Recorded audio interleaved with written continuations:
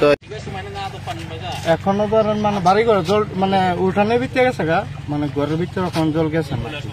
তো অনেকের বাড়ি তো ধরেন ভিত নেচা আছে, তার বাড়ি ঢুকে গেছে। কতগুলা বাড়ির মধ্যে ঢুকছে এখন তো আমি তো আর এটা করতে পারি মোটামুটি একটা? মোটামুটি ধরেন অনেক বাড়িতে ঢুকে গেছে। ঠিক আছে, তারা কি এখানে আছে না? অনেকে তো আয় পড়তেছে, অনেকে আছে বাড়ি।